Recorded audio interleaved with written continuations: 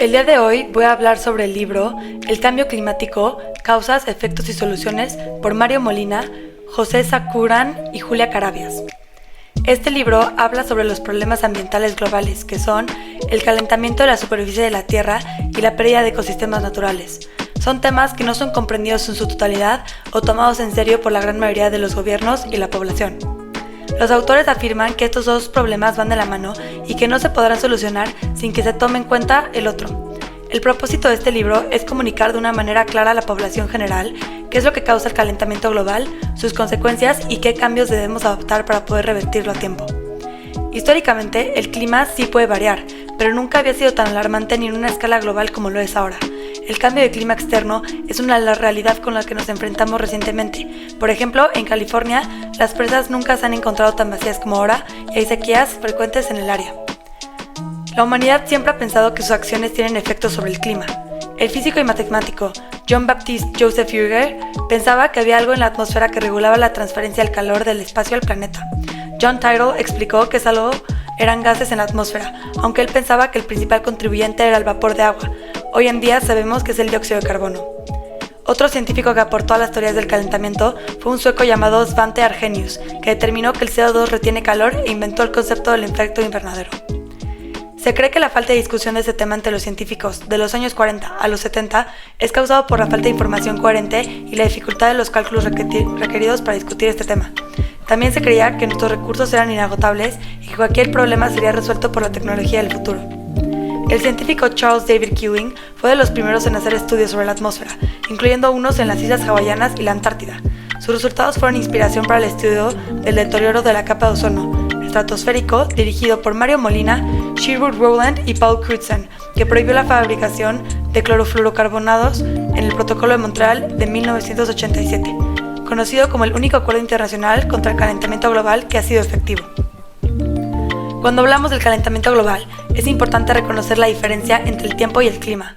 El clima son las condiciones que puede tener un área durante un día o una semana, y el clima son las condiciones de un lugar en periodos de tiempo muy largos como décadas o siglos.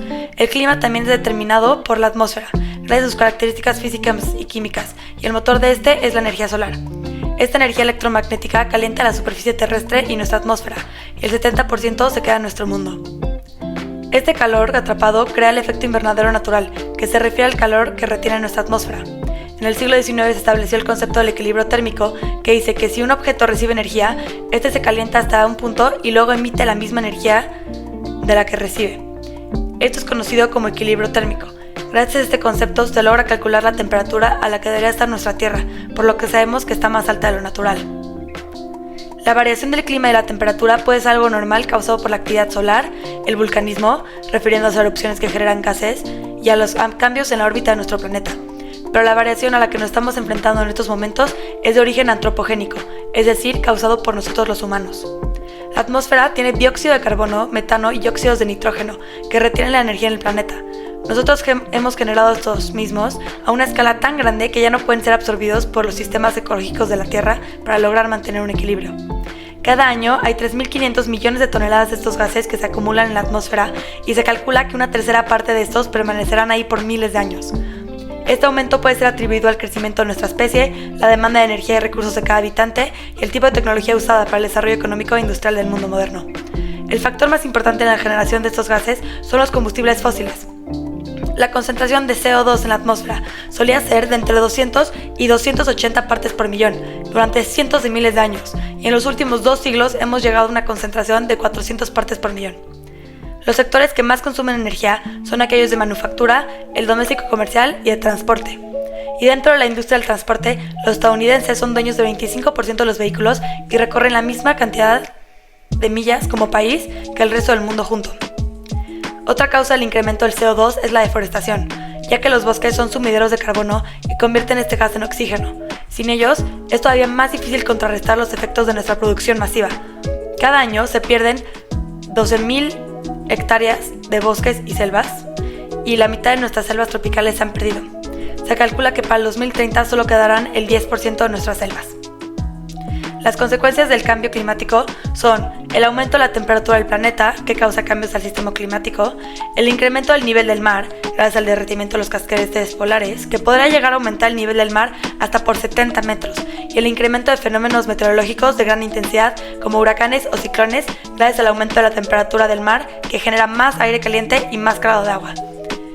Estos fenómenos han aumentado un 26% en las últimas 2 décadas.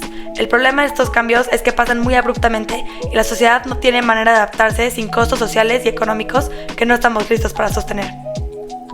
Las especies del planeta tampoco tienen tiempo para adaptarse a esos cambios, ya que antes sucedían a lo largo de cientos o miles de años, y ahora sucede en un corto plazo de tiempo y muchos no logran adaptarse.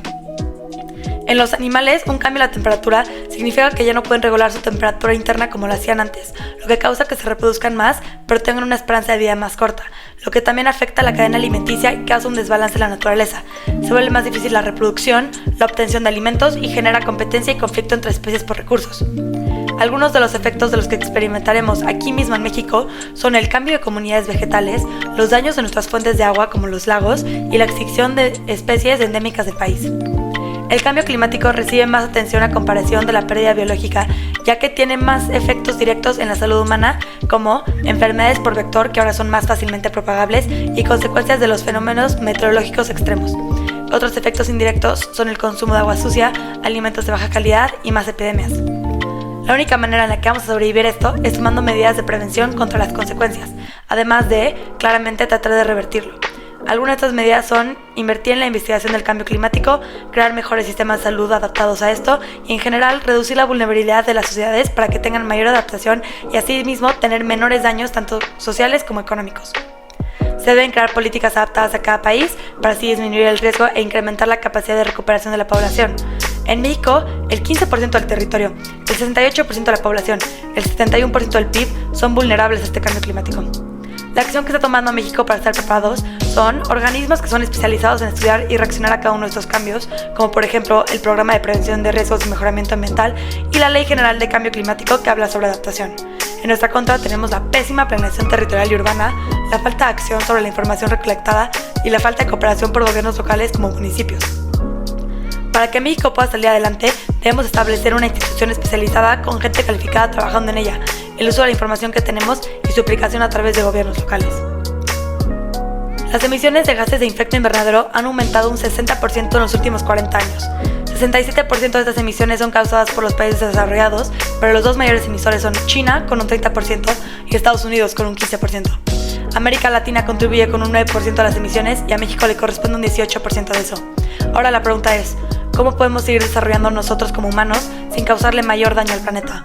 Una posible solución a esto podrían ser acuerdos internacionales y políticas nacionales estableciendo pautas para el desarrollo, el uso de recursos y las emisiones generadas.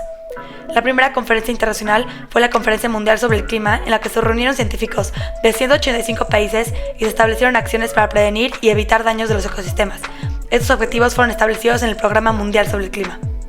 También se ha creado el Grupo Intergubernamental de Expertos sobre el Cambio Climático, el cual es conformado por expertos que revisan, validan y actualizan evidencias sobre el cambio climático y presentan esta información ante los líderes del mundo. Este grupo participa en convenciones como la de las Naciones Unidas sobre el Cambio Climático, que ha logrado que más de 150 países se informen sobre este tema y en algunas ocasiones firmen tratados como el Protocolo de Kioto o el Mandato de Berlín, que tienen como objetivo principal estabilizar las emisiones de gases de efecto invernadero para que no se generen condiciones peligrosas y los ecosistemas tengan tiempo para adaptarse. El acuerdo más importante hasta la fecha es conocido como el Acuerdo de París, que fue firmado en diciembre del 2015. Es conocido como el más completo, universal y eficiente, ya que cada país podría definir su propia contribución, pero debía ser ambiciosa. Su objetivo es no pasar el aumento de 2 grados centígrados respecto a la era preindustrial. El cambio climático no solo tiene efectos en nuestro planeta, sino también en nuestras economías.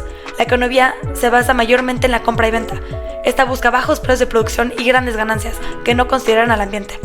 Un ejemplo sería el indebido desecho de materiales descartados o el abuso de recursos.